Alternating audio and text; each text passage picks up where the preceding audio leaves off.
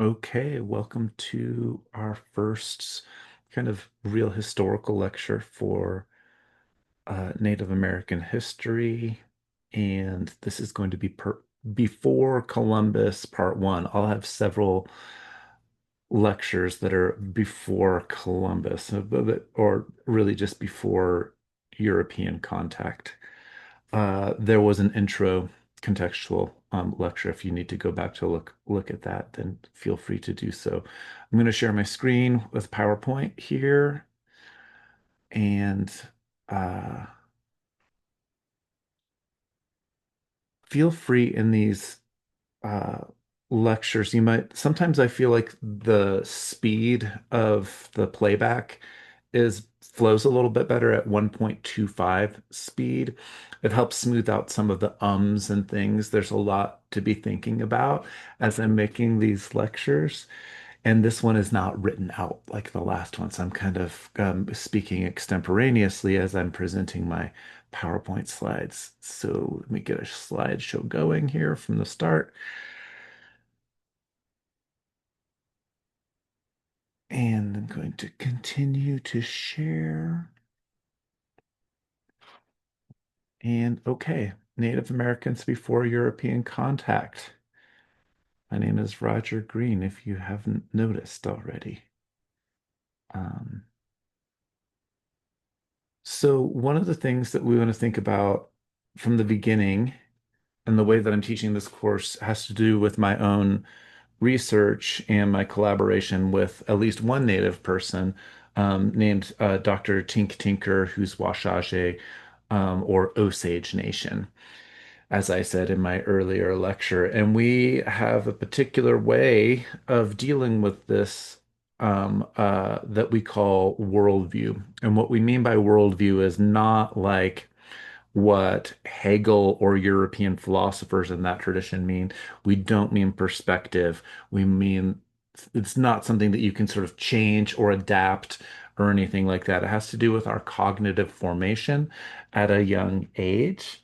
And those of us who are Euro-Christian, like myself, it doesn't mean that I'm not a Christian by faith or anything like that. It's saying nothing about church and what you believe in.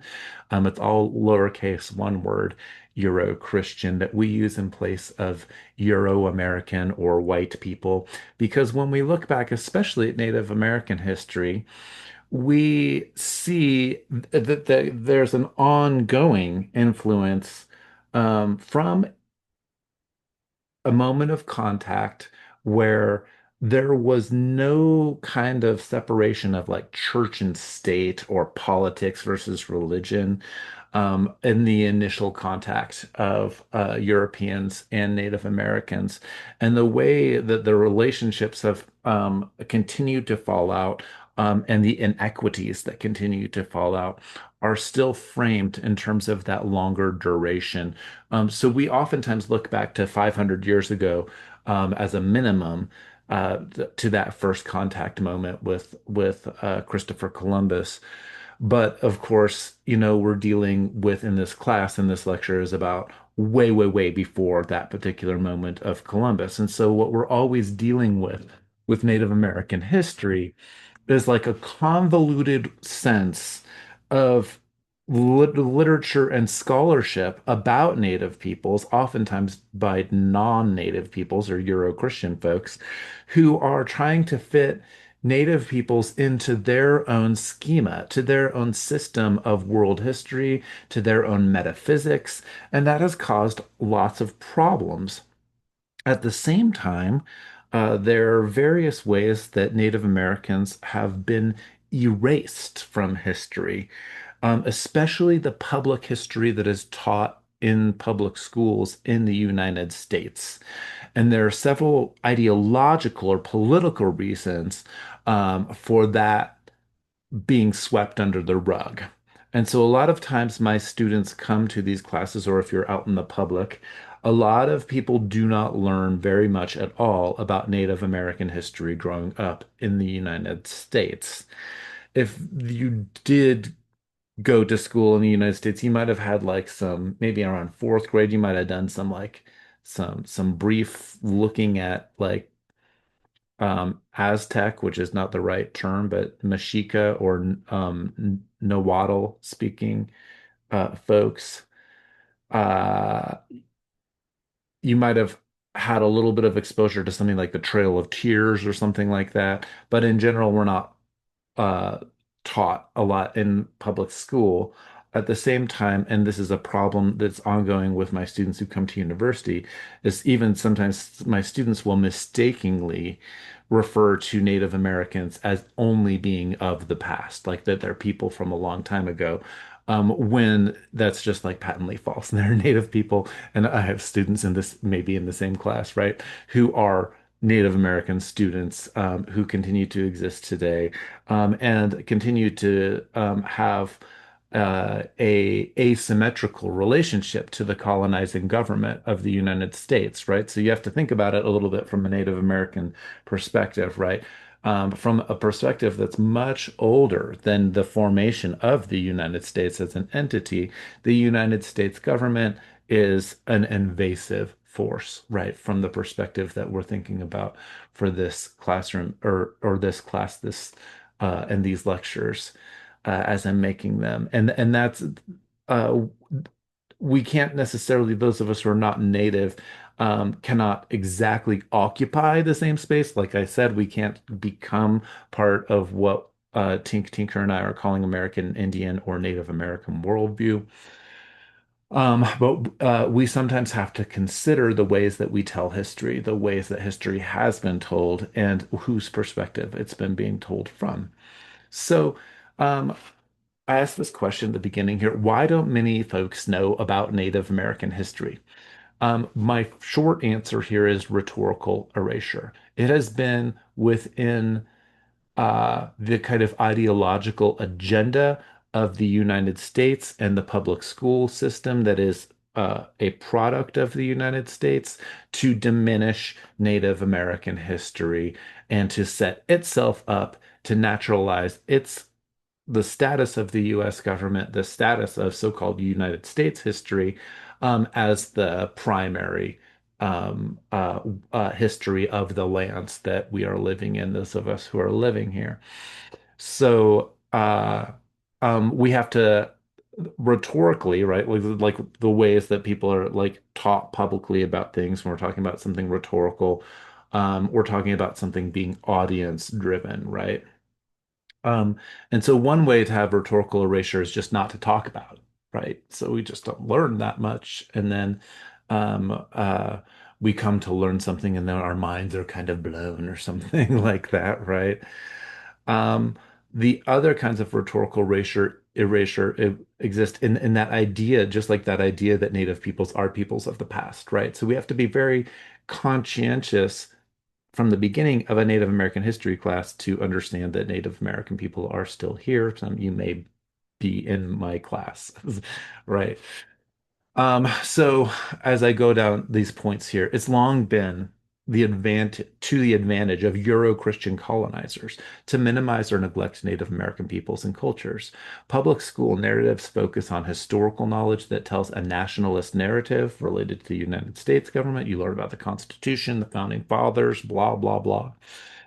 Um, Colonists or Euro-Christians also developed this narrative that's deeply part of the way that people have tried to study Native Americans in the past. This notion that I have always in quotes here of civilization or narratives of civilization after contact with American Indians. Um, it's important to see that the Euro-Christian conception of civilization as a self-reflective reaction that Euro-Christians developed to justify their presence and their conquests. So Euro-Christians tended to frame Native Americans as being savage, as not being civilized, and as needing the Christianization and civilizing process and that therefore justified the colonial presence, right? So that's ideology at work from the Euro-Christian perspective, right? Euro-Christian worldview is deeper than that, but the political ideology tells a story of the necessity for them coming here, right? Just like the Puritans when they arrived. in emptied out villages that had been emptied from a breakout of plague on the East Coast. They saw it as God's providence, right? That God had used disease to wipe out the natives people that were there, and that was like God's invitation for them to be there, right? That's part of the religious ideology that was going on for some of the early um, uh, Puritan Euro-Christians that were coming over. But there are lots of different kinds of Euro-Christians, not just Puritans. There's Baptists and Catholics and Anglicans and all of that sort of stuff. So, if you have or grew up with the conception of building capital A America that moves from the East Coast to the West Coast, you're always working with that colonialist narrative. So it's within our it's beneficial for us if we're thinking about Native American perspective to sometimes try to take what Steve Newcomb, who's a Lenape scholar, says. That what does a view from the shore look like instead of a view from the sea? Another thing that happens with this, and if you're reading Ned Blackhawk's book, Rediscovering America, a lot of times the people in the United States are taught an Anglo centered, like an English centered account of history. But we know that like Native American history is insofar as there's contact with Europeans, that there's like more than a century of Spanish and French contact going on well before the Puritans and before the English colonizers arrive, like in first and failed attempts in 1585 from the English, and then in their more permanent settlements in 1607 with Jamestown, and then uh, up north at Plymouth with the Puritans. So we're always going to be contending with constant rhetorical erasure, right? I understand that there, like right now, there's a lot of emphasis on people doing land acknowledgements, right? Like I live in Denver, Colorado, and I have a friend who works for Arts and Venues Denver, and Red Rocks Amphitheater is one of their venues, and they've been trying to push for artists to acknowledge Native American land at the opening of every like concert, right? That's a version of rhetoric, right? That's a public rhetoric, try to get people to have some sort of collective memory of the traditional peoples who've occupied these lands. But we see a lot of that, but and we see it like not accompanied with any kind of actual action. Like it's like, well, we're living on unceded territory. Well, what are we going to do about it? They oftentimes leave that kind of stuff out, right? So a lot of times that irritates my indigenous, my Native American friends, because of like it's like, well, yeah, like you're just saying, so what? Like you stole the land and you're saying that I stole the land, but I still get to keep it, right? So maybe we might want to think about what kind of land back options might look like in terms of contemporary situations as we're unraveling and uncovering this kind of history.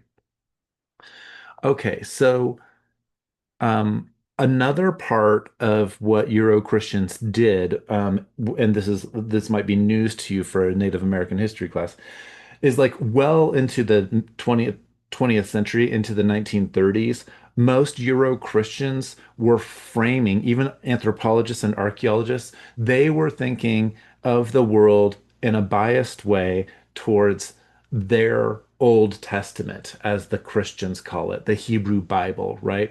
And the people who were, from a theological perspective, were dating the world at about 5 or 6 thousand years. There's some variations in terms of like which theologians, right? So basically, people weren't looking for anything older than that when it comes to native situations, right? So what the general pattern has been since in the past, 90-ish years is that there's backdating and backdating and backdating, and we see that there has been presence of native peoples here in these lands for much, much longer than many Euro-Christians thought and taught about for a long time. So we're still dealing with a lot of like just like erroneous thinking and erroneous knowledge that may have worked its way into the ways that you learned about Native Americans, to the extent that you learned anything about them growing up. So, some things to emphasize here. Native American cultures have used a variety of memory keeping techniques besides writing, from quipos, which is an Incan form of writing that goes way, way back, as we will see in this lecture, to stela and hieroglyphs that became phonic writing for Maya and Aztec or Mexica people, to winter counts, and of course, oral traditions. Europeans came and they burned like most of the Mayan and Aztec books or codices too, right? So there are some that survive. For the Maya folks, there's only four in existence. So that's another sort of thing. So like what you have is Europeans or Euro-Christians coming in and usually from a theological perspective, doing something like burning all of the Maya books, as Diego de Landa, one of the Franciscan priests, did. And then you have these Euro Christians saying, oh, well, they never had anything like civilization and they needed to be civilized. And it's like, well, there's a lot of things that look like classic civilization, but it suited the Euro Christians to try to make native peoples seem more wild, more so-called savage, and and more in the Europeans' eyes inferior. So we get these biased accounts, and then the problematic idea of civilization itself, right? So Europeans destroyed many sites. The first thing that the Puritans do when they arrive is they start robbing graves from Pequot native folks back east. It's like the first thing that happens when they arrive on land, right? All the way through the mounds and the destruction of mound cultures, which we will see, or mound sites that we will see later on in this lecture. Another thing to think about, cultures and cities rose and fell over thousands of years well before European contact. You can't have an idea of civilization that's just like the arrival of cities and this one kind of linear progressive way of looking at history. That's a Euro-Christian way of conceiving history. And many Euro-Christian philosophers like Immanuel Kant or Hegel tell history, even Marx, right, who's like a Euro-Christian philosopher in terms of the worldview that we're talking about for this course, that sees history as moving in this kind of linear, progressive narration over time. But what we now know is that, like, for example, there's city after city up and down the Amazon that is being have been discovered in recent years, right, with LiDAR technology. And that shows that there are not people fighting each other, there are not defensive structures, and that people at different times built huge cities and then at other times intentionally left those huge cities. That is a phenomenon that happens with ancient cultures around the world as well, but I'm not going to be making these kind of grand claims about universal ancient cultures. We're going to stick with Native American history from both continents in this course. So, just checking the volume there. European contact, of course, did bring devastating disease that drastically affected native populations, especially elders who had the knowledge and the memory of many cultures. If you live in a traditional culture, elders are the most precious beings in the community because they are who can carry on and carry tradition with them. And that kind of protecting of elders has been necessarily all the way up through the recent COVID 19 pandemic. Um, uh, Europeans, sometimes people want to paint the idea that Europeans didn't know anything about how diseases worked. They were already using biological warfare well before they arrived here. So they know some things. They don't necessarily know how all pathogens work, but they definitely know what biological warfare is and they use it to their own advantage. Another thing to consider is that there's displacement, there's forced removal, forced assimilation that Native peoples have had to endure. Early on, scholars didn't believe that Native Americans had histories and made wrong estimates about migrations and dates. And this is all going to be part of the convoluted stuff that we have to address early on in this course. So, another major factor to think about as we go into the course. Euro Christians are androcentric. They want to focus on peoples, even like the term anthropologist, right? As a person who studies man or human culture, right? But that already puts humans above other species, right? So if we're going to think about even intellectually what American Indian worldview might be, and I use that term fluidly Native American worldview, indigenous worldview, but American Indian worldview. Yes, we know the term Indian is wrong. I already covered this in another lecture. Some of my teachers who are Native people came out of the American Indian movement or AIM, and they use the I word with pride. And other Native folks might say, don't call me that, call me this, or call me by my specific nation. Right? There's a lot of politics around that, but just letting you know that I know that there's different perspectives about the terminology, but you will hear me shift from Native American to American Indian at some points because we in my scholarship with Dr. Tinker we name it American Indian worldview. And he, as a Native person, doesn't have a problem with people using the term Indian. It's not, it's an external cipher. We know, yeah, it arrives with colonialism.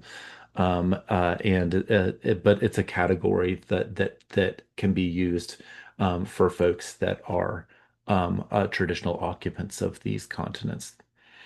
So the Euro-Christian worldview then separates humans from other animals and plants, right? We see that in Genesis 1:26 in the Old Testament for the Hebrew Bible, right? The creation story for Jewish folks and then for later Christian folks as well, of humans being the pinnacle of creation, humans being um, having some sort of stewardship, humans naming plants and animals, which is something that Adam is supposed to do, and that they're kind of keeping the garden or the Garden of Eden before they get kicked out, right? So for Euro-Christians, the very concept of history is something that's exclusive to human culture, but that is not going to be the same for American Indian worldview. So for that reason, Euro-Christians separate humans from this. They use this abstract term, capital N nature, which is not it's not even a concept necessarily that native cultures use in their language. And sometimes the Christian folks or Euro-Christian folks are saying, oh, the native cultures, they lack all abstract ideas. And then they use that as a sign sometimes for saying that, oh, they're not as sophisticated or something. Um, but it will be one of the differences in worldview is that the Euro-Christian languages tend to be noun based and favor abstractions like nature.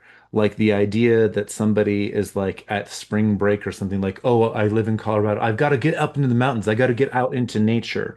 Like if you can't see that I am in nature right now, even if I'm surrounded by books and I'm talking on a computer, this computer is nature. I am nature. These books are nature. Concrete streets or sidewalks are nature too. But the Euro Christians have this idea that there's nature, this pristine thing out there with a capital N, that they need to get into, and that they have this like relationship to that thing called nature that's extractive. That capital N nature is there for the Euro Christians to go out and enjoy or to bask themselves in and imagine that they're living a more sort of natural sort of existence, right? That romance is very frequent in the culture around Denver, and the people, especially the people that have moved here that didn't grow up here as well. But even for those of us who are people who grew up in Colorado. Um, American Indian worldview will not have that, right? Like the if there's one sort of central kind of aligning factor for American Indian worldview, it is that humans are there to maintain some sort of balance, right? It's not just about getting out of the cities or something like that. Um, Currently, okay, let's go way back. Currently, and this information is changing all the time. So if you're watching this lecture in a few years from when I make it, there might be some errors here, right? Because this is unfolding knowledge. Currently, the oldest evidence of human habitation in the Americas, because there's no reason to separate South and North American continents in this particular class, even though we'll eventually be focusing on the Northern continent and the trials of the U.S. government, or the trials that the U.S. government brings to Native peoples. But currently, the oldest human site evidence of human habitation in the Americas occurs in Chile at a site called Monteverde. It's a mastodon site, and it's way down here. If you can see, I don't, it's not dotted on the map, but it's down, it's towards the southern tip over here. At this site, there are tools, houses, fire pits, and centuries of occupation, with more than 100 tests or carbon-14 tests that date to about 14,900, almost 15,000 years ago, before present. That's what BP means, not BC, not BCE, before current era, but before present, meaning usually that when archaeologists use that kind of dating, before present is before the 1950s, because that's when the carbon-14 dating system is invented, and it dates to that, right? Um, Basically, we're looking at pretty close to 15,000 years there. But that's only one layer of strata that human occupation has shown up in. So this puts people in Chile 2,000 years before previous theories of Beringia. Beringia is like the land bridge theory of people walking over from Asia, but the earlier versions of that were dating it closer to like 12,000 years ago or something like that. But this dates people all the way at the southern tip of South America 2,000 years before that. And then the lower strata, which has just been uncovered in recent years, is coming back with dates of occupation at 33,000 years before present. So way, way, way before that. The materials are far from going are at the site. Whoever the groups that are living there, they have materials that are also from far away, from like hundreds of miles away, like using plants that don't grow exactly in this area. So this shows at least some sort of suggestion of trading or a deep knowledge of the ecology throughout the region, which means that you kind of have to have lived there for a while to have that kind of knowledge, is what I'm suggesting. So, more on the Monteverde site. We've got 12 huts. There's about 20 to 30 people living there. This is in the lowest part of the strata, right? It's about 36 miles from the ocean.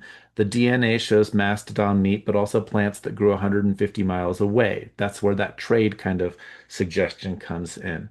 It is the oldest evidence that we have of potatoes being eaten and used, but they're not domesticated yet. There are 45 different plants in use. So this shows again that whoever lived there knew their environment really well. Later, similar sites all throughout the southern continent, South America, for example, Taima in Venezuela is dating at 13,000 years before present.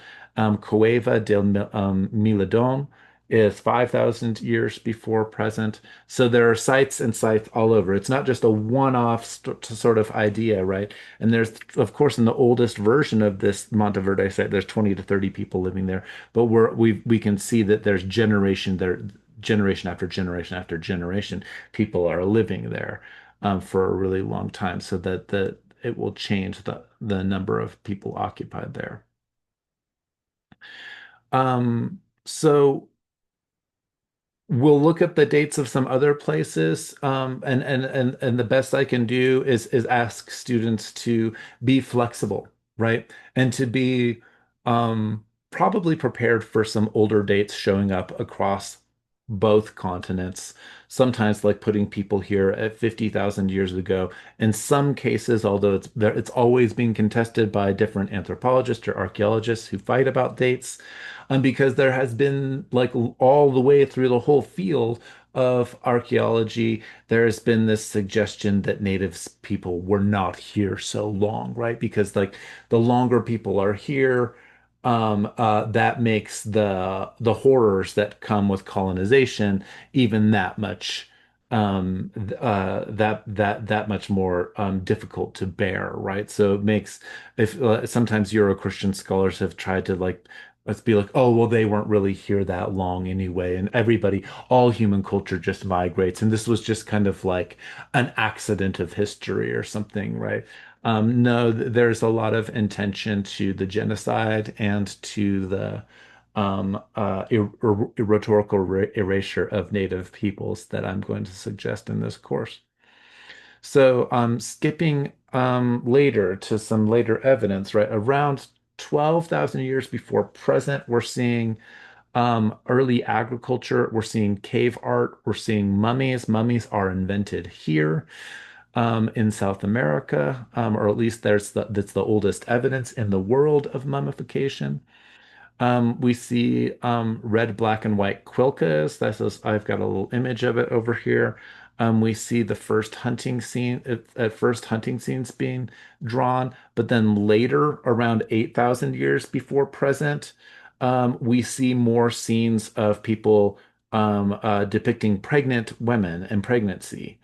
So there is a deep, deep attention to women's bodies and creation. Oftentimes, native cultures are matrilineal to begin with. We see staple crops showing up like maize, sometimes called corn, but corn was also just used for grain. So I will use the term maize. Appears on the north coast of Peru. Mummies appear and are invented in the south coast of Peru around 5,000 years before current era. So that's about 7,000 years ago, right? It's the oldest in the world, more than 2,000 years before Egyptian mummies start showing up. There are molded clay masks with the mummies. Sometimes there are fighting materials born with the or buried with them, such as atlatls and tombs, right? Which atlatl is a hunting weapon. Um, Ancestor mummies are core all the way up to the Incan religion, which is going on as the Euro-Christians come into contact with South America. The Incan culture is not that old, but there are aspects to what Euro, and that's a Euro-Christian word, religion. So maybe we should have quotes around that there because it's not religion is one of those abstract concepts that Euro-Christians use that native peoples don't necessarily use. But they have to sometimes talk the language of religion so that Euro-Christians can respect their traditions. Or they might have to use words like, oh, this land is sacred, right? Although that idea of something being separated and set apart, which is what the word sacred means, is a foreign concept to the native cultures. So what we see then in South America is that there's continuity across cultures over large swaths of time, and that is getting closer to getting at this idea of worldview that Dr. Tinker and I have been advancing. So I'm going to carry on here. Some more about ancient agriculture. In Huaca Prieta, in Peru, on the coast, that we see a pre-ceramic occupation, perhaps older than 2,500 before Common Era, with recent dating as old as 4,000 BCE. We see gourds, peppers, and peanuts, which show contact and trade with the Amazon. So this is a coastal city that's we're seeing the has the remnants of these things that can only grow in the Amazon. We see farming dates showing cultivation in Zanya Valley at about 7,200 BCE, corn cobs and husks, stalks of corn showing up, or maize showing up in 4,000 BCE. The earliest cultivated maize is up in Mexico, though, about 6,700 before Common Era, and then 5,700 in Panama. And so that maize culture, or like the spreading of cultivated maize, um, it emerges in Mexico and then seems to be traveling down into South America. Um, we see platform mound building appearing around 5,500 BCE, which dates the practice much older than previous thought. So I'm trying to give the most current knowledge that I can to students in this class. They begin as trash pits, some of what become pyramids later on, but also just mound building in general. They start as trash pits, and then we see that the practice spreads. And so again, we see that cultural continuity across regions, and that cultural continuity, it's not just the practice, but it's going to suggest that there's a worldview, there's a way of looking at things and the universe that's going to persist across different cultures and beneath specific languages of different peoples, right? So continue on here. Um, Other widely accepted old sites in North America, if I pop up here, we're going to see Paisley Cave in Oregon, dating and also DNA evidence. So we're seeing actual human DNA, which is it's a more recent and unfolding kind of way of looking at this stuff. So we have the coprolites. We have a lot of them. So coprolites is basically human poop or human feces, right? That's been fossilized, but you can get DNA sometimes out of it. And this site in Paisley Cave, Oregon, shows a lot. There's like a lot of coprolites, which means that there were people there living there and having poops there a lot over a long amount of time. So there's also Meadowcroft Rock Shelter in Pennsylvania, which is dating between 16,000 and 21,000 years before present. Cactus Hill in Virginia, 15,000 years before present. All of these are pre-Clovis sites. That might make more sense in a few minutes if you have never heard about Clovis stuff. We're going to get to it here.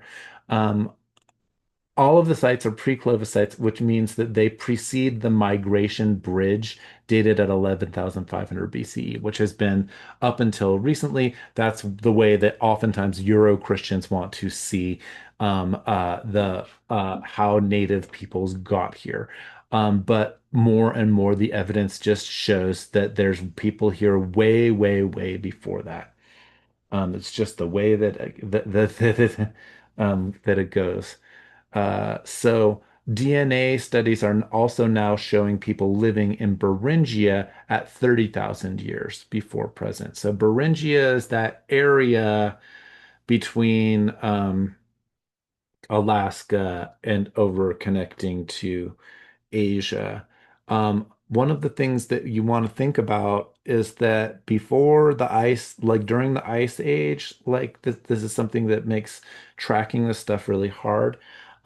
Ocean levels were much lower before all of the ice melt with the end of the ice age. So it's not just that there's an ice bridge that might have allowed for some people to come across through Beringia, but there would have been easily coastal cultures that we don't have access to because the sea levels rose and flooded out those places, right? So that again is probably one of the factors that makes it hard to really figure out like when and where and how people arrive here in these continents. And there are definitely native people that will push back against the whole out of Africa theory, which is that's currently among Euro-Christian scholarship. People are seeing humans as emerging from Africa and then eventually spreading around to the rest of the globe. Just pointing out that there are other perspectives that are out there around that, even though I think, yes, I think a lot of people um, uh, uh, in the post-Darwin type of world of thinking about human migration and stuff, we see more and more evidence. The problem is that, like, when it comes to Native American scholarship, a lot of those theories about land bridges and migration are built into Christian theological ways of looking at the world.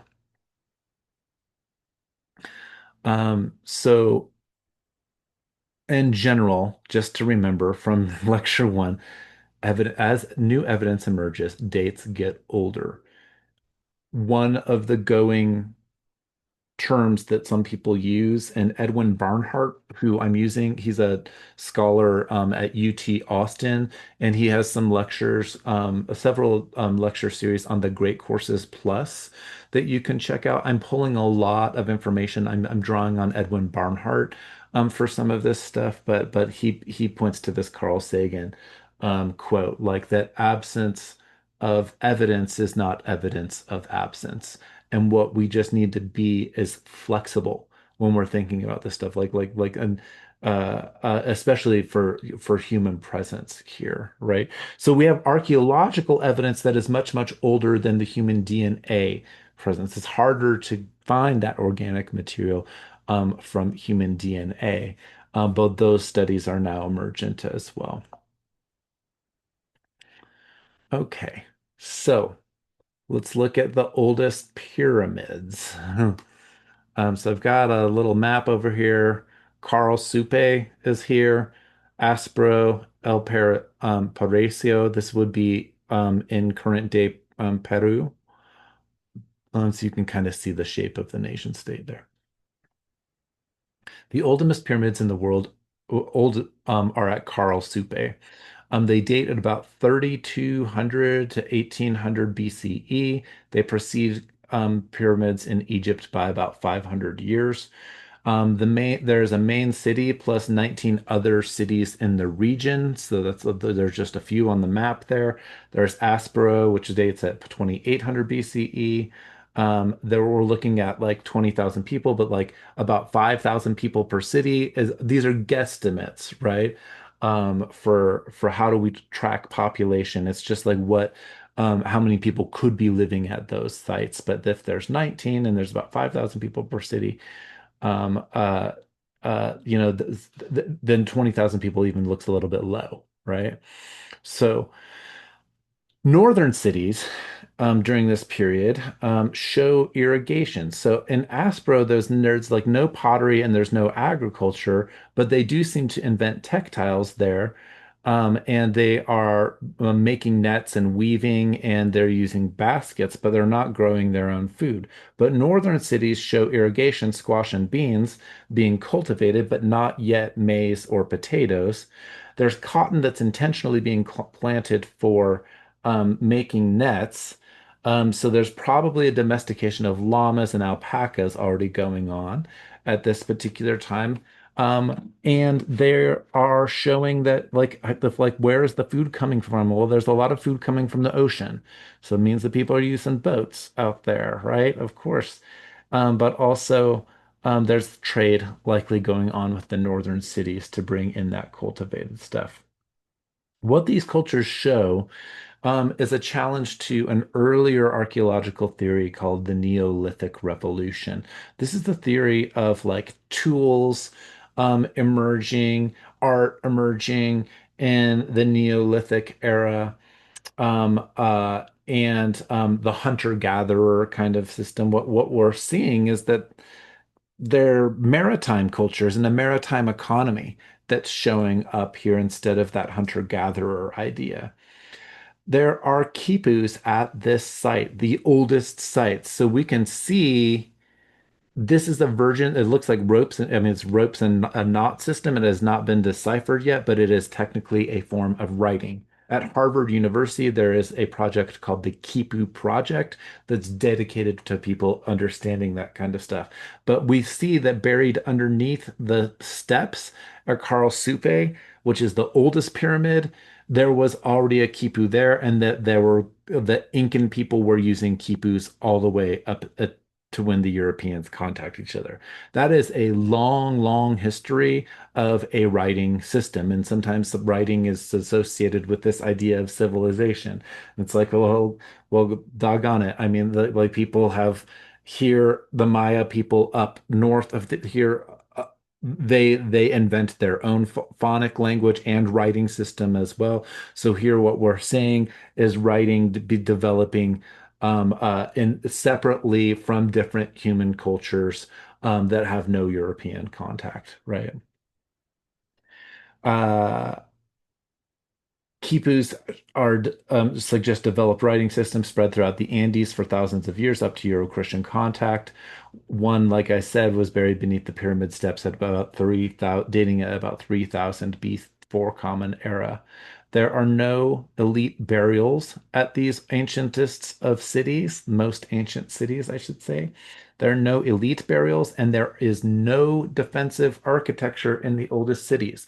I want to emphasize that, and I have it in bold here because a lot of Euro Christians, even my students today, they come with this biased idea.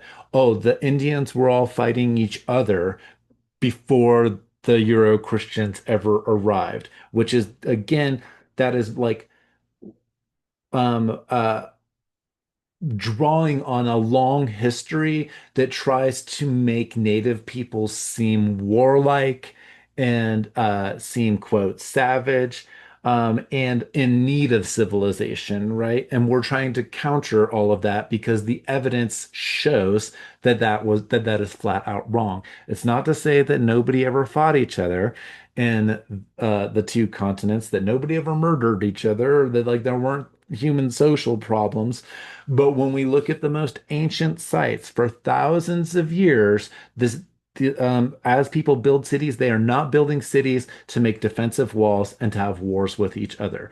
Some of that shows up later on, but what we see is that for thousands of years, there's no evidence of large scale warfare. So the idea that a state emerges, which is kind of Euro-Christian way of thinking about world history, the state emerges, and with the state, like organized armies and warfare and all that kind of stuff, that kind of stage theory, developmental stage theory of so-called civilization is not correct. We're thinking about Native American peoples, and the same thing we see with the new cities that are being uncovered all up and down the Amazon.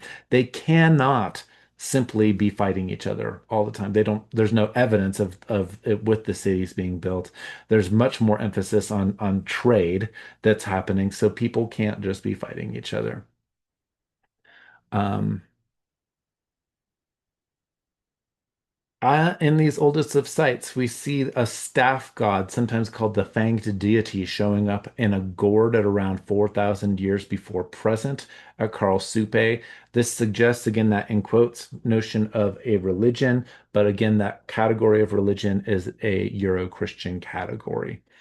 Elizabeth Benson, a scholar and anthropologist of the era, or archaeologist, sees the Fanged deity as central to the region, but archaeologists debate whether or not there's something that called monotheism versus the pantheon of gods. Again, those are Euro-Christian terms, so just be careful with people trying. A lot of times, the Euro-Christian priests and missionaries try to impose the concept of monotheism onto native cultures, like with the idea of like of Wakantanka, for example. What is the native name for God? They're looking for uh, tr ways to translate ideas, but they're only working with their own frame, their own worldview. So they're distorting the native cultures by trying to say, well, what's your word? What's your name for God? Well, maybe they don't have the concept of God in the way that the Euro-Christians have it to begin with. So then you're taking a term out of context. Like the missionaries for my Osage friend, Tink Tinker, they came in and they were asking Osage people what their word for pray is. And so they translate this word wada to pray. But when we look at the actual older context and people who actually speak Washaje, we see that in Osage, that wada just means to speak or to talk. To talk. versus to being translated as to pray, right? That's a pretty different conceptual thing. So the missionaries translate things because they are biased and they want to see things in terms of a theological Euro-Christian worldview, right? So we've got to be careful with those ideas like religion, monotheism, blah, blah. Edwin Barnhart, who I mentioned earlier, sees it in the religion beginning in the Amazon rather than the coastal cities, which Karl Suppe is a coastal city, because he says that what we're seeing is jaguar and other animals and plants that are used on the coast, but they had to have come from the Amazon. So at the very least, there's trade going on with the Amazon, but the ancient Amazonian cities are only recently being found, and they present their own challenges. So when we're looking at Andean cultural timelines, just to give you some sense of like the longer continuity here, just for South America, we've got Karl Suppe being occupied 3200 to present, and then 1800 to 1800 BCE.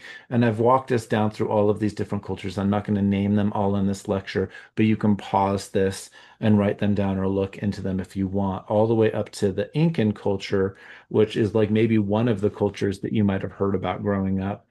And but the Incan culture was only really, thriving between 1350 and 1572. So they're pretty recent, but what we see are deeper cultural continuities with those earlier cultures, all the way going back to Karl Suppe with like that Kipu system, right? So that's where we're going to suggest the kind of worldview. Probably the people in these places spoke different languages and had different cultural ideologies or political ideologies that come and go, but there's a deeper sort of worldview relationship going on. If we look at the site called Buena Vista in Peru, 2200 before Common Era, 25 miles inland, there's two temples that operate as our first astronomical observatories. There's a platform on a distant ridge that actually shows the solstice. There are temples. There's the Temple of the Disk, which tracks winter and summer solstices. There's what the archaeologists call the Temple of the Fox, which has a fox in the womb of a llama inside of it. They're on the rock ridge. When the solstice happens, the rock looks like a fox in its shape, and the sun looks like the womb. So it looks like there's a fox inside the womb at the summer solstice. This is the oldest known, at least so far, right? Known solar observatory in the Americas.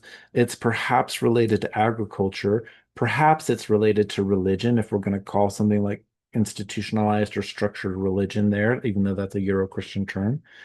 But definitely there is an earlier indicator here of worldview. I want to emphasize that over and over again, worldview, because what we're going to see is across both continents, there is a fascination with what people are now calling archaeoastronomy, right? That there's a fascination that is going on across very, very different Native American cultures with relationships to the stars and relationships to the planets and our solar system, the sun and the moon. That is widespread across both continents. So what's happening at the time of Karl Suppe over in the Amazon? We don't really know much, but we know that they're trading. There's a much bigger population than previously thought in the Amazon. There are many emerging sites that are showing occupation much older than previously thought. As I've been saying, everything keeps getting dated back earlier. Their pottery is showing up in the Amazon around 6,000 years before current era, and it spreads west from there. By 2500, it's in Ecuador and Peru, but not traded with the coast. So this is interesting. Farming is occurring in the Amazon way earlier than previously thought. Because buildings were largely made of wood, though, in the Amazon and wood decays quickly, it's harder to really see um, uh, um, uh, how these cities are. And so there's a new technology called LiDAR technology that's taken from aerial photographs that show the sites But trying to piece together just how the structures looked is harder to do so because they're not building massive temples out of like stone necessarily, like the Mayan folks up north, and the coastal pyramid cities that are going on. So things to think about. Ceramics and textiles. This is super interesting. When ceramics do show up, living radically changes. And this is another thing that challenges that like hunter-gatherer, and then people start farming, and then they build cities and states and have warfare, that kind of developmental theory, tool usage kind of stuff. What we see is that when ceramics show up, people abandon cities. It could also be that they abandoned cities because of the El Nino weather cycle. So we don't know exactly. But almost all cities between 1800 BCE get abandoned by 900 BCE. In 1800 BCE in Peru, Norte Chico was abandoned, but then new cities show up in both north and south of that. So there's kind of a split maybe so people abandon the cities and they go to other places and they form new cities. And there's formalized building types that are shared across these cities, but the inland states, that's a anthropologists or archaeologists sometimes use that word, but again, that's a Euro-Christian concept. Empire, when people say the Incan Empire, that whole idea of empire is a Euro-Christian idea, right? They call their land, it's in translation, it means the land of the four directions.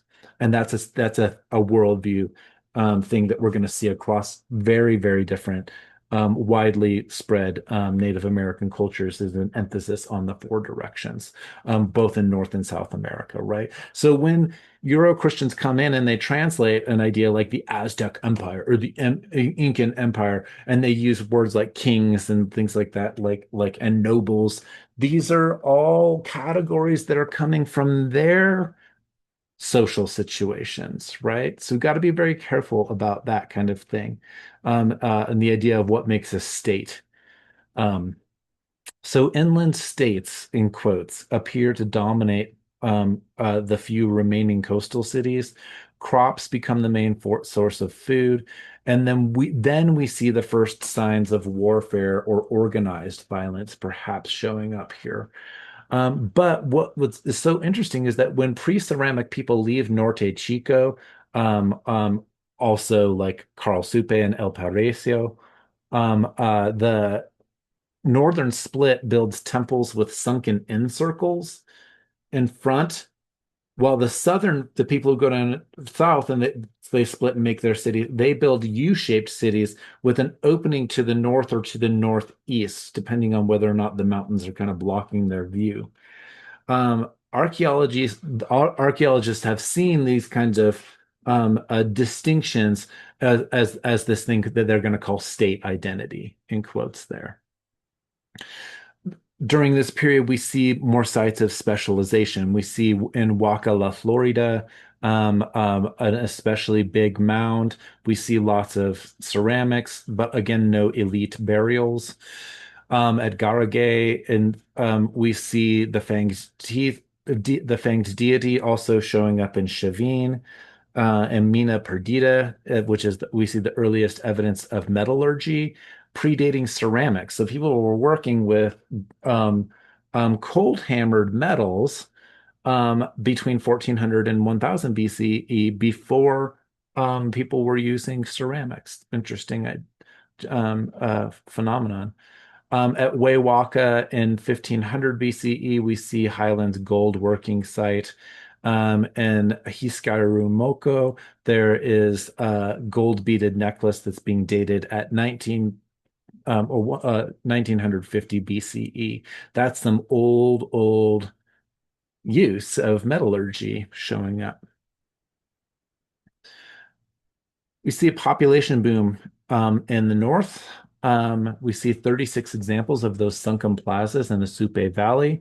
All of the sites used intercardinal orientation for buildings, which again is going to suggest worldview. Later on, it becomes four directions, but they're using intercardinal orientation at this particular time, northeast, southeast, southwest, northwest, right? Um, At Sero Session, we see the date 1500 BCE. At Session Alta, we see a 44-meter tall temple, which is really big, being showing up around 1720 BCE, which is the biggest to date, of the ancient pyramids that have been found. There's a loom and weaving that gets invented. It appears around 1000 BCE. At Mosheke, there's a huge temple with two divided residential areas. This perhaps shows early evidence for Ailu. Ailu is a Quechua term. Quechua would be the language that Incan people are speaking, and an Ailu. But we see similar social organizations across many different Native American cultures. So we have two clan system with intermarrying in between the clans or moiety relations. Again, this is going to suggest worldview. When my Native colleagues talk about why some of them don't care about using the term Indian or why people refer to Indian country, even though we know that that's a wrong term that shows up with Columbus, right? Partly it's that within Native culture, the most meaningful relation way of self-identifying is actually through one's clan, maybe even more so than saying that someone is of a particular nation, like of Cherokee Nation or of Osage Nation or something like that.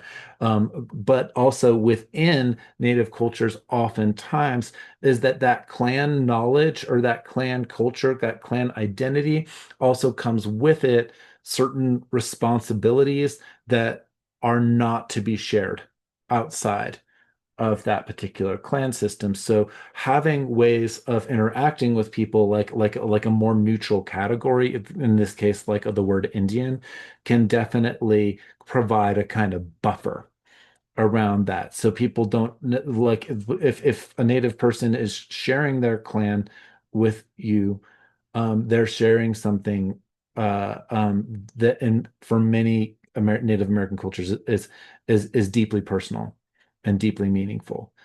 So be aware of that if you're a non-native person and you hear somebody like that means that somebody's sharing something that's very precious culturally speaking. Cerro Session is a stone wall sculpture, and it appears to show first institutionalized violence. So we see some severed heads depicted here.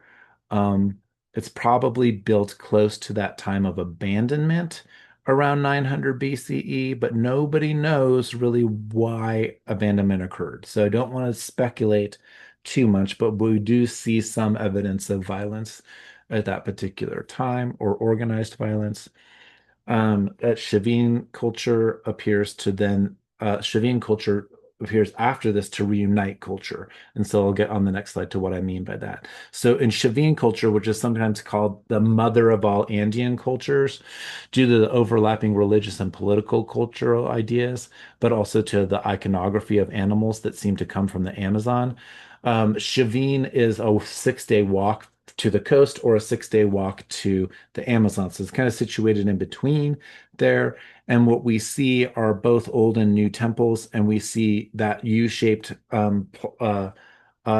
temple structure, but with a plaza circle showing up in the middle of it. So remember, I said earlier the culture seems to kind of split north and south. What we're seeing with Chavin is a kind of that people are suggesting a unification or reuniting is that we're seeing those two different styles that were distinguished from each other merging back again with each other. So there are also connected wings between the arms of the U-shaped structures. There's inside, there's a labyrinth with corridors at Chavin. There are carved panels and stone statues. There's the fanged tenon heads on the back wall, which we know are from a quarry that's 18 kilometers away. So there's specialized labor going on. We see a central chamber with a tall, skinny statue of the fanged deity, with snakes emerging from its head and belt. It faces west, and then around it and other chambers there appear to be mass offerings. So we got to rethink this idea of the term in quotes here, civilizations. We've been told that civilizations spontaneously occur in six separate locations around the world: Mesoamerica, South America, Mesopotamia, Egypt, Indus Valley, and China.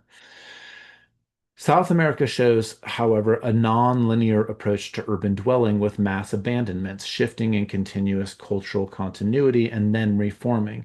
South America overwhelmingly shows a lack of defensiveness and warfare among multiple cities. If one thing appears continuous up to 30,000 years ago, it is trade and networking. It is people getting along with each other, not fighting against each other. So this is recent thinking. Cities over 3,000 years old have really only largely been found and dated since the 1990s. And so you will still encounter a lot of people who just like say, without ever really having studied it, like referring to native peoples as always fighting each other, or referring to this kind of social Darwinism idea that it's like survival of the fittest, and people are fighting, and that like we build cities in order to protect each other's, to protect and develop kings to correct sorry, to protect from sort of like barbarian cultures or something like that. But that just doesn't seem to be the case. That's not what the historical record is showing. If anything, we as humans, or these humans anyway, work together way, way more than they fight. Um, Now, during the Black Death, coming way closer to the present. So first of all, there are, at least by the late 20 teens, although this is changing with, yeah, I know if you've seen the ways that the tech industry has used drones to fly into some of these uncontacted tribes, but until the late 20 teens, there were about scholars are thinking that there were about 100 uncontacted tribes of indigenous peoples in the Amazon today. But that's a great threat, right? That's going on. When we look at the Black Plague in the 1300s in Europe, which now we're seeing, like COVID gave us a lot of new ways to do research for this stuff. So that's a fascinating time to be thinking about diseases and death, because we know a lot more from the way that the COVID pandemic played out. And so now scholarship back in that era is like dating much higher numbers of the Black Death. So it killed 60% of Europe's population. In some cities and regions, it's closer to 70%. At that time, Incan people had eradicated poverty and hunger for more than 12 million people living in their land of four directions.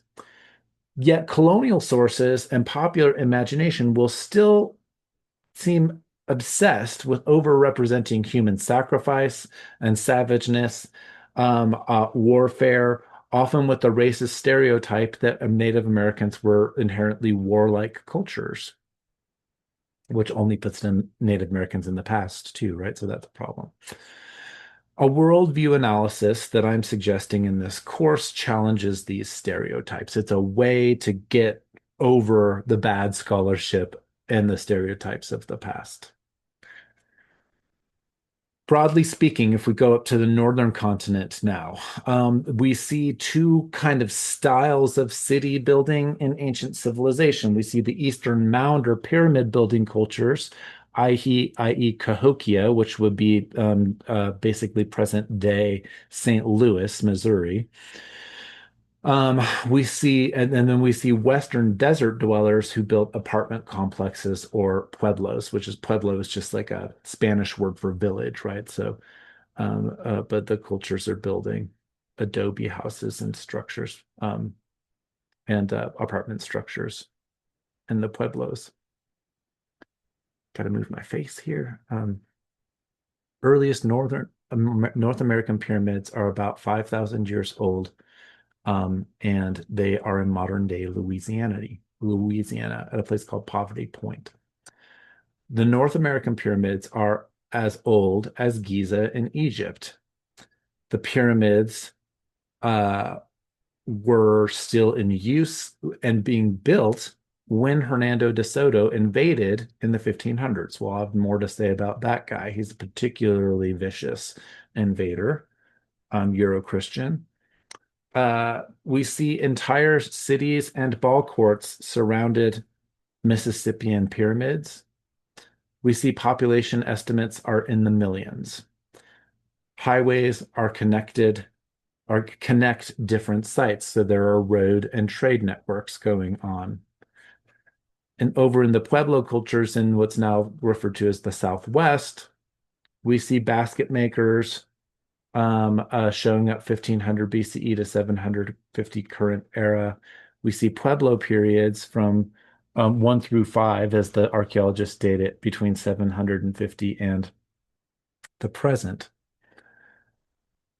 Then we see Chaco Canyon, which we'll have a lot to say about in other lectures too.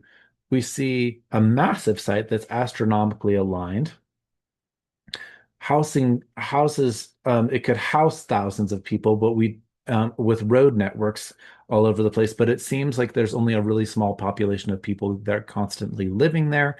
And the reason why that is the case is because there doesn't seem to be huge trash middens, they're trash sites for refuse. If there were thousands and thousands of people living there continuously, we would expect to see more trash middens. So the Chaco Canyon is a really interesting site. Its neighboring Hohokam culture developed thousands of acres of irrigation to grow maize and corn, but this had all faded by the 1300s, and Chaco Canyon is built and then it's abandoned, and all of it might very likely be to do with a climactic weather change that produces a drought, massive drought in the area. Um, but even Chaco Canyon is fairly recent, right? It's like a like 900 or 1000-ish current era that it's being built, and then it's occupied for a few hundred years, and then people leave. Outside of the cities. So yes, there are cities that are being built, and there are people leaving cities at different times, and so that challenges traditional civilization narratives. But the other thing to emphasize here is that all throughout the time that cities are being built and unbuilt, we see lots of other people who are living in simple villages. We see people who are living remotely and doing the hunting and gathering lifestyle. Archaeologists sometimes use the term complex hunter-gatherers for cultures. So to emphasize the fact that that even though they're hunter-gatherers, they're every bit as developed or complex as European societies. We also see that there are people who live in places where you don't have to build cities, in like rock formations for or shelters or cave living, and they live there for thousands and thousands of years, all the way up, like from the Ice Age all the way up to European contact, and they just had no reason to build cities, right? They just but people sites that are continuously occupied, like Mummy Cave up in Wyoming.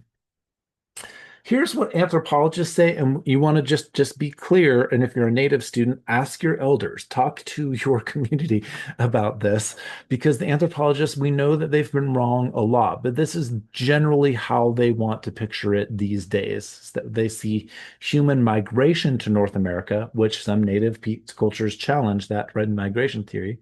They see Paleo-Indian times, Clovis and Folsom era, that these humans are following megafauna, which are mammoths and mastodons or giant bison.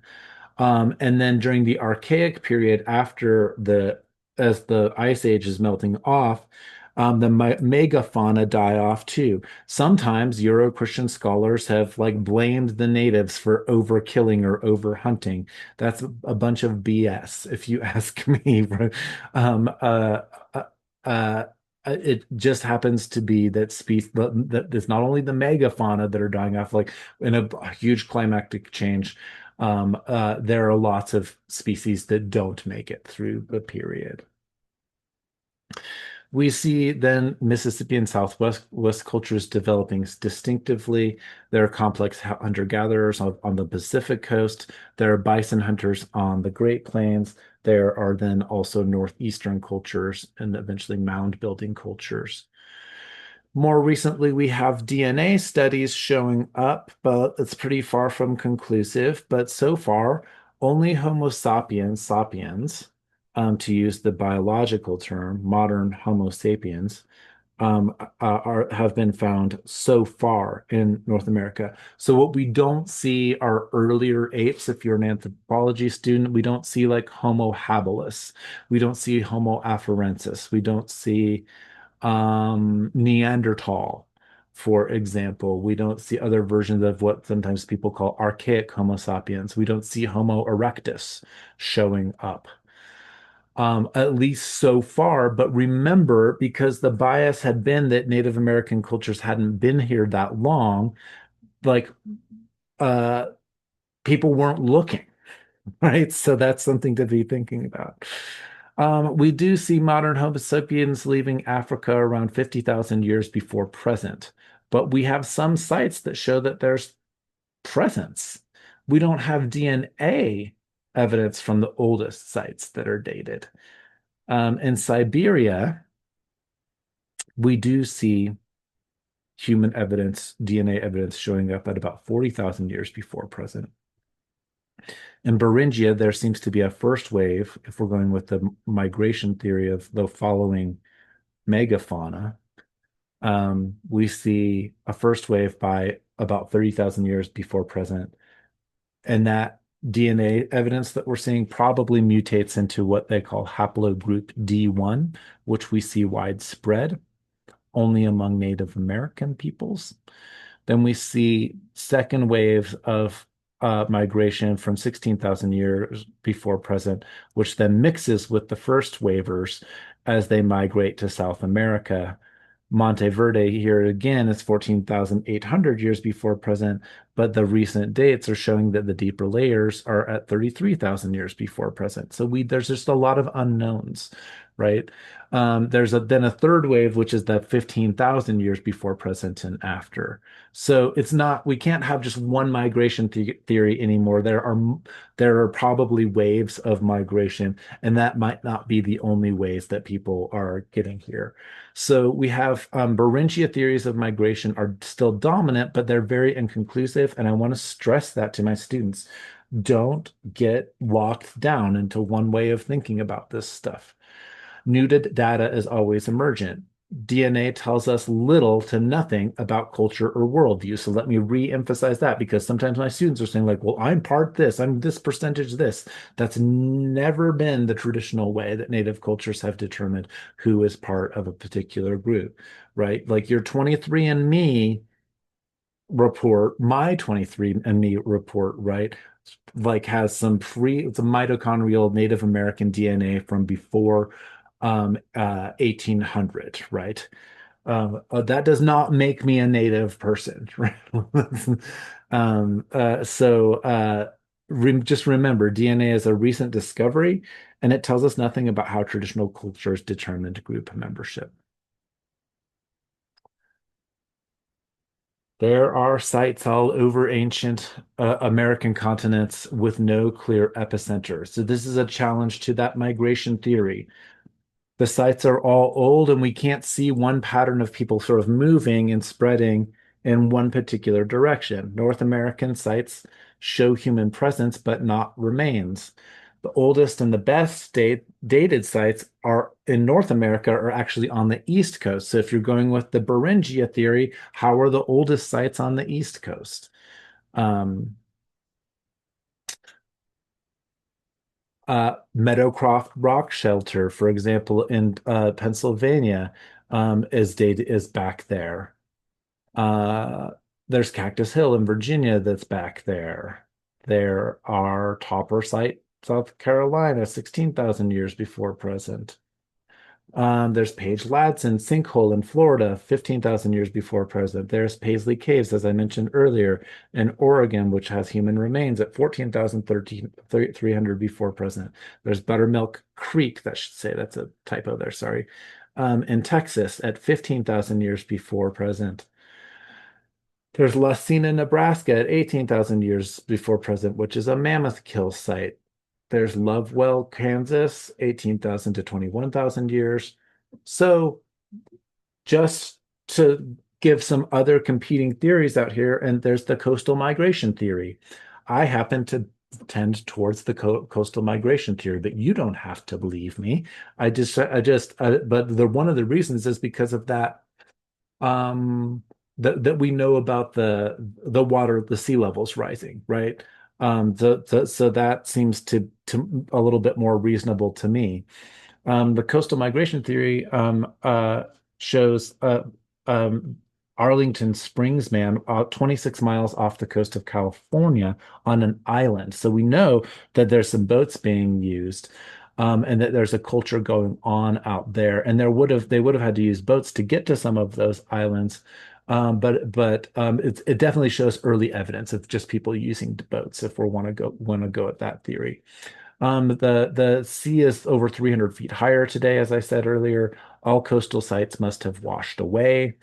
Pacific Island boats to South America have occurred. We also know that Aboriginal Australians had boats at 50,000 years before present. Japan was using boats at 30,000 years before present. Pre-human tools exist on Crete, the island of Crete over in the Mediterranean at 130,000 years before present. So that would be to say that boats aren't even exclusive to Homo sapiens or Homo sapiens sapiens. Um, there is also a theory called the Solutrean theory or Solutrean lithic points, which is a similar technology to Clovis points. Again, I'll get to what those distinctions are as we go on here. But without flutes or pointy edges. So they're knives. Solutrean lithic points are knives. They're not projectiles that are being thrown. But the people who have the Solutrean hypothesis are suggesting that actually people come from Europe over to the east coast of the United States first. And that's why they want to say, oh, well, the oldest sites on the North American continent are showing people actually coming from Europe. Um, but then we also see uh, this is between 21,000 and 17,000 years before present. Haplogroup X showing up. The Cactus Hill dates uses optically stimulated luminescence, which is a more recent and more accurate dating method than carbon-14. So we have new methods coming out here as well. I don't follow the Solutrean hypothesis because I think the Clovis points are really different than the Solutrean knives, but that'll show up here. It might make more sense as I go into um, what these look like. So what archaeologists call the Paleo-Indian period is circa 13,400 to 10,000 before present. These are the people who are definitely are hunting mastodon and mammoth, and giant bison. The Clovis points are the evidence of this hunting technology for hunting megafauna, really, really big creatures. Like the technology dies out around the same time that the megafauna die off, right? And there's a lot of megafauna. There's like saber-tooth tigers. They're like they're older forms of camel that are here, right? So this idea that like native peoples were like totally over hunting their territory. There's so much about what Native American worldview shows us that shows that like there's much more interaction with animals. There's not that kind of humans being distinct. So the idea that they're just greedily going to town and killing off all of the big megafauna is just patently false, if you ask me. Um, but there are no Clovis points in Asia, which is interesting. So this seems to be a technology developed here. Pre-Clovis evidence shows also extends well beyond the first Clovis point. So Clovis culture is definitely indigenous to America. It's a Native American culture, no matter what your migration theory is. Clovis technology is widely spread across both American continents from coast to coast, and there's lots of evidence of it. So again, it's like, how do we know what the migration pattern is when we see this widespread culture? This suggests fluid communication, trade, and travel. There's no Clovis in Siberia and very little in Alaska, but there's a lot and there's very little in Venezuela, but there's tons in what's now the eastern US, which again is why the Solutrean hypothesis people want to suggest this connection between the Solutrean point and the Clovis point, but they don't have this flute in the end, which means that like Clovis points are being attached to spears and things like that. And that's not technology that the Solutrean points are being used. The Solutrean points are more like a knifey rock that's being used to cut into animals or something like that. So mammoths are only found at a few sites. By far, the most um, frequent animal bones being found are turtle. It's interesting because we have Native American cultures to this day that refer to the land as Turtle Island.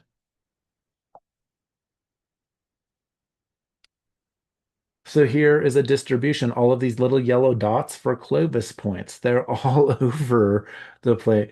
But the oldest sites, so Clovis point distribution shows up here, but oldest sites are northern Mexico and Texas being dated. But look at how widespread it is. And like I said, it goes, there's a few up in Alaska and there's a few down in Venezuela too. But look at the density of the points. It's massive spread of culture. So Folsom culture develops after Clovis culture. Folsom is named after the site in Folsom, New Mexico, where the points are first found. What we see is that they're shorter and thinner than Clovis points. They're used for hunting giant bison. There are lots of them, but not as many Folsom points as Clovis points. They're used in more narrow territories than Clovis points. So Folsom culture developed bison jump sites to kill multiple bison at a time. Excuse me, I just went to the wrong slide.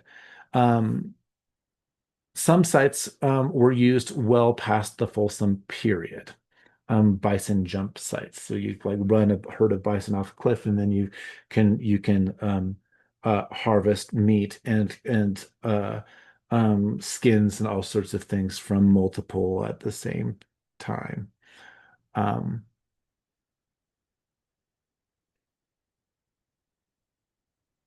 the Archaic period, um, which is a term that anthropologists borrowed from Greek archaeology. So it's again, it's like no, just be careful with the periodization language that we're using here.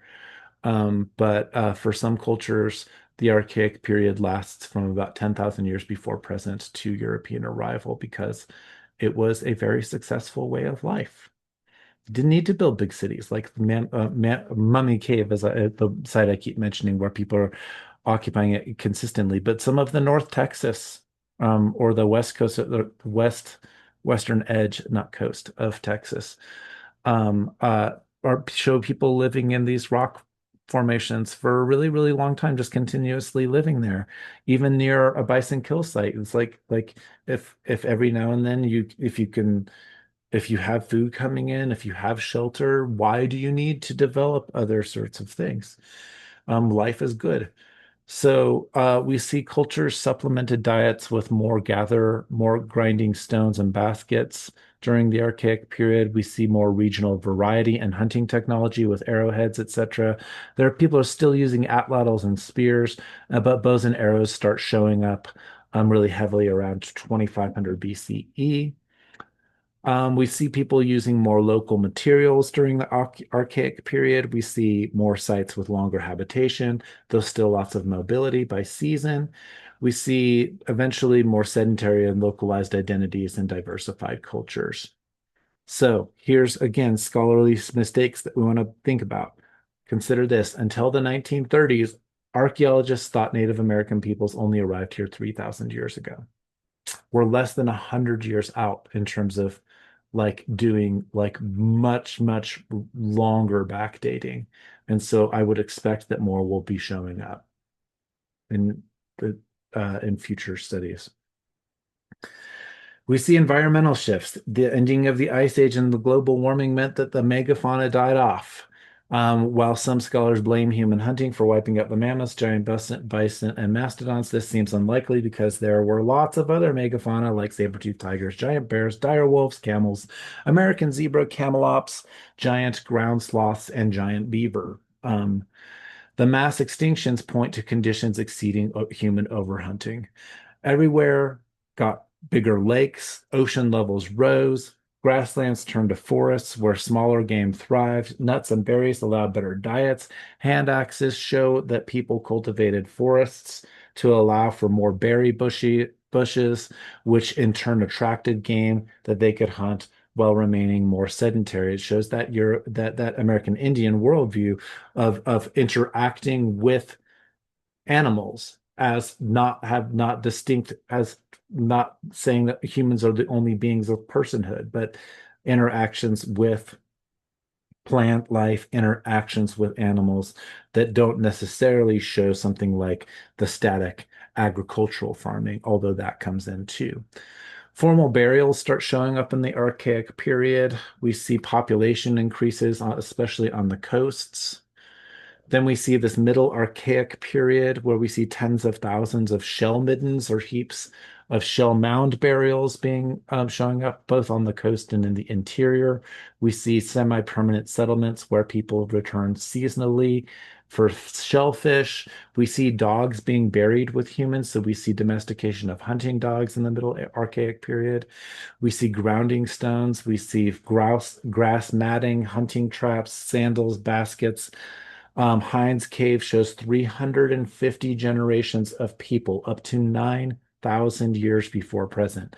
9,000 years before present, occupied continuously up to European contact. Don't think that civilization needs to have cities. Again, I've mentioned this one, Mummy Joe, showing up at Mummy Cave in the Rocky Mountains in Wyoming, inhabited consistently from 13,000 years before present to 1600 current era. Thousands of animal bones, mostly bighorn sheep, but no bison bones being. So sometimes scholars have said, well, that means that there's no contact with the plains people. But I don't know. When you think about clan cultures, people who are bison or buffalo clan are not allowed to eat buffalo. So what if there's no bison there because it's a bison clan? You know, we don't know. Like, and so we just want to be careful about assumptions that we make. Cherokee site or Cherokee sewer site in Iowa is a bison processing site that we see at 7,500 years before present. We see West Coast pet houses, 6,000 years before present, and formal burials. On Your Knees Cave, which is on Prince of Wales Island in Alaska, we see human remains at 10,300 years before present. DNA is haplogroup D, which is specific to native and only North America. We see harpoons in the Northwest coast, later plank house cultures. We see in the late Archaic period, then in the Northwest, new cultural variations showing up, increases in cemeteries, gender division in burials. Burials show violent deaths, sometimes from warfare. Lots of people are living in condensed houses. It could be that maybe warfare is showing up because of the population increase. Who knows exactly? We're going to be careful with what the assumptions that we make. Southwest cultures, maize is planting in 2100 BCE, borrowed from Mesoamerican cultures to develop the technology of cultivating it. We see storage pits to store corn. We see pit houses, basket makers, petroglyphs, and undeciphered symbols. So something, other forms of things that might be some forms of writing that we just don't know.